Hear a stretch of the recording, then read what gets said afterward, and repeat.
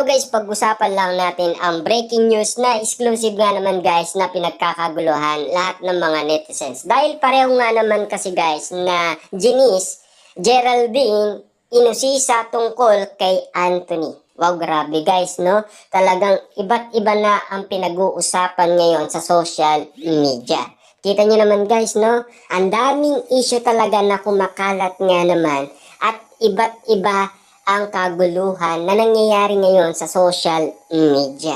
Hindi lang Kat din, hindi lang Kim Pao, hindi lang si Maris at si Anthony at lalong-lalo na si Rico Blanco at lalong-lalo na guys ang ex ni Anthony. Grabe nga naman kasi guys, no, ang daming kumakalat ngayon sa social media dahil mga celebrity nga naman kasi sila. Kaya nga naman kasi guys napapag-usapan kasi meron silang pangalan. At lalong-lalo na guys, kahit wala silang pangalan, napapag-usapan pa rin. Ayon pa dito guys sa balita, nakakaloka rin ang ibang mga fans ha, dahil pareho sila ng surname ay may mga nag-aakala pala na kamag-anak ng baguhang singer-actress na si Geraldine Janice ang controversy kapamilya aktor na si Anthony Janice.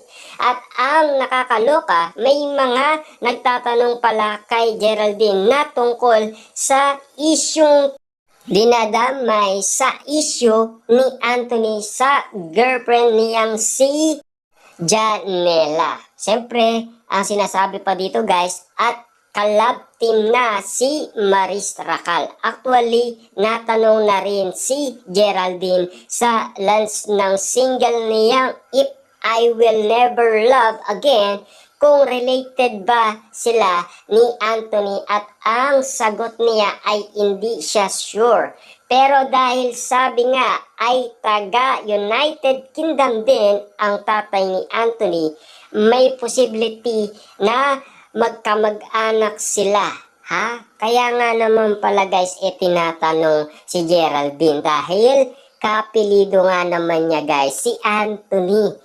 At sinabi kasi guys na taga United Kingdom daw ang ama ni Geraldine para daw magkamag-anak itong si Anthony.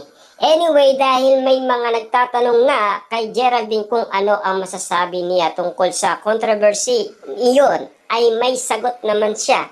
Siyempre guys, ang sinasabi niya lang kay Maris at Anthony dahil sa sitwasyon nila ngayon, dahil maraming bumabatikos nga naman sa kanila. Siyempre, nag-apologize nga naman itong si Geraldine. Lalong-lalo na guys, siyempre, iba kasi yung tinamaan ka nga naman kasi ng puso. Lalong-lalo na guys, yung tukso. Diba? Hindi natin kayang iwasan yan. Pero, siyempre, alam naman natin guys, no, sinasabi nga naman ni Ian na tao lang tayo. Diba? Nagkakamali din. Kaso nga lang kasi guys, kung papasukin mo yung isang bagay na alam mong pagkakamali, na alam mong meron ka rin matatamaan na ibang tao dahil sa ginawa niyang cheater, diba? Siyempre, double cheater nga naman kasi guys ang naging problema nila. Lalong-lalo na kasi meron palang girlfriend itong si Anthony.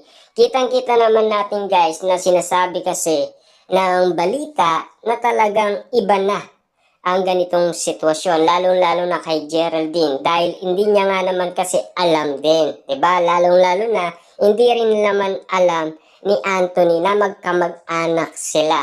Kasi alam naman natin guys kung magkamag-anak or parehas nga naman ang apelido nila, hindi natin alam kung ano yung tunay na kadahilanan, diba? Eventually, you guys can bounce back from the setback. You will be fine. You will turn out strong than before with what you overcame from jam. I feel for you and know it is hard to experience getting your heart broken in this unfortunate way and can relate as pain. It's normal as a lot of people have experienced this with their exist in. Ayan guys, yung mga sinasabi ni Geraldine sa dalawa. Kahit naman guys, nagkaroon sila ng parang sabihin na natin troubleshooting na kadahilanan kung bakit nga naman nila nagawa yun. Siyempre kailangan din nila kasing umingi ng tawad, di ba? Kaso nga lang kasi, yung pagpapatawad ay hindi nga naman nila kagad nasabi. Tinago kasi nila guys, yung bagay na hindi pwedeng makita or hindi pwedeng masilip ni Numan. Pero alam pala guys ni Jam, ayan guys no, ang ex-girlfriend ni Anthony. Ayan guys no, dahil meron siyang pinost at siyempre masakit nga naman kasi yan guys kay Jam. Kaya nga naman kasi guys, sinasabi dito ng mga tao kung bakit nga naman kasi binabatikos nga naman itong si Anthony at si Maris. Siyempre guys, ang pinag-uusapan dito yung screenshot na talagang nalaman ni Jam lahat ng lihim ni Anthony at ni Maris. At dali-dali nga naman itong nag-post at kumalat na guys sa iba't ibang social media platform.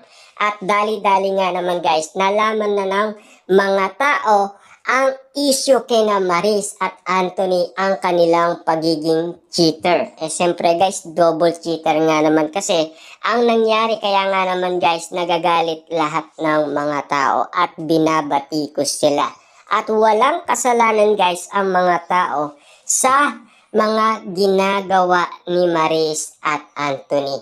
Sila ay nagbabasa lang at nalaman lang nila kung ito ba ay legit at ito ba ay patunay na ebidensya or proof talaga ni Jam. Siyempre, ang nag-post kasi ang dating ex-girlfriend ni Anthony. Kaya nga naman guys, galit na galit nga naman kasi siya sa kanyang nalaman. At alam niya pala guys, ang kasalanan ni Anthony.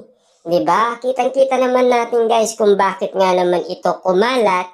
Dahil viral na viral nga naman kasi at pinag-usapan. Siyempre, hindi masama ang mga ginawa ni Jam. Dahil ang masama dito, yung ginawa nga naman kasi ni Maris at Anthony.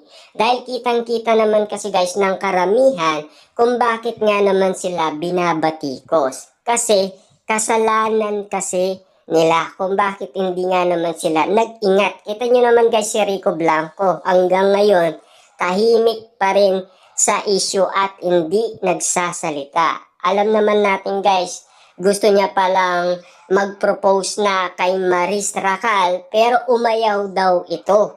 Ngayon pala, meron pala siyang dahilan kung bakit ayaw niyang tanggapin yung proposal ni Rico Blanco.